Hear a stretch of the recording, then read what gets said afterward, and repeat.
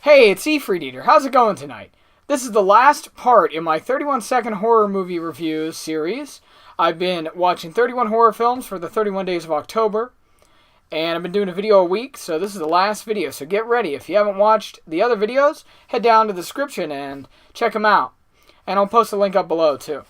Anyway, this last week I watched 6 horror films after I kind of snoozed a little last week, so just as always, I'm going to be telling you the name of the movie, the year, and maybe some other fact, but usually just those. And then I'll time it on my phone, 31 seconds. And when we're out of time, I'll stop. But I will make sure to give you a rating, good, neutral, or bad. The first movie that I watched this week, and the 26th movie overall, was The Descent from 2005. Just like the movie Dog Soldiers, this was directed by Neil Marshall.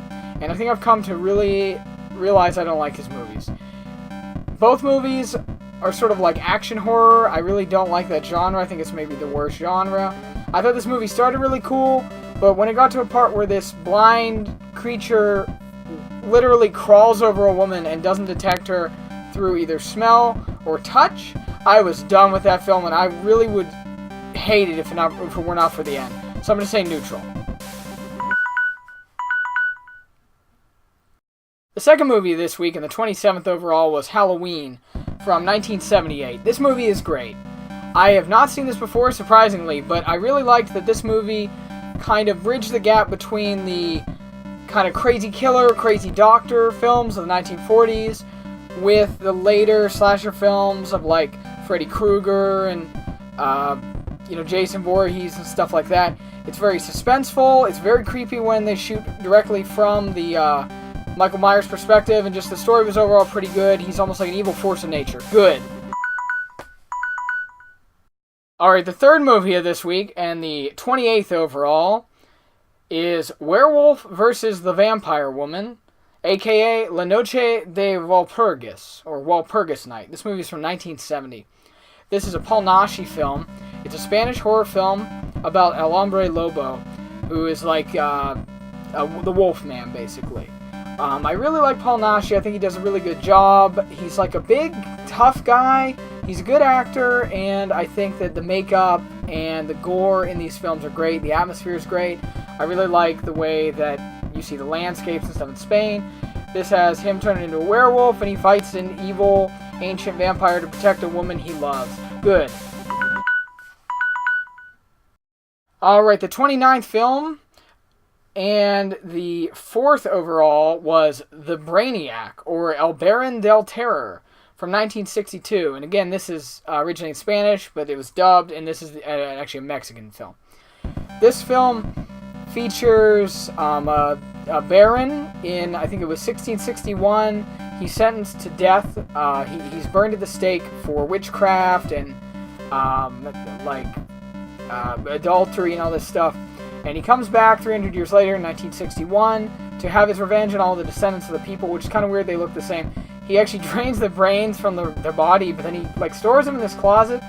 It's really kind of weird, but it's just goofy, and the monster looks really cool. Good. The 5th film for this week, and the 30th overall, second to last, was The Black Sleep from 1956. This film has a really amazing cast. You have Bela Lugosi in his second to last role. You have Tor Johnson. You have, all kind of actors. Basil Rathbone. You have all these people, and it's about there's like this doctor, and he is using this powder to like put people to sleep partially, and he does all these crazy experiments on them. You have like all these weird characters. You have this guy who thinks he's in the Crusades. It's amazing. Good. The final film for this week, and the 31st overall, was Burnt Offerings. It's from 1976. I've actually been borrowing this film from my friend Dustin for about 2 years now. It didn't really live up to the hype for me. It's about a haunted house, and the house is like evil. It really resembled the movies I watched earlier, some of those like made-for-TV films, especially Trilogy of Terror. It even had Karen Black in it. The actors are all pretty decent, but I feel like the film is kind of tame. You don't have these big kind of standout characters like in these older films, and Not a lot of really super scary stuff happens. The end was okay. I don't know, neutral. Alright, well that's it for this series of reviews. 31 horror films in 31 days and 31 seconds. If you haven't seen the others, be sure to head down below and find them down there, or head up below and find them up there. Yeah, I'll try to do this next year. But it was a little tough this year, so I don't know if I'll make it again. But anyway, if you did like this and you like the series, make sure to hit the like button down below. Leave a comment on maybe some films I should watch next year. Or, tell me about, if you saw one of these films, maybe you disagree with me, tell me about that.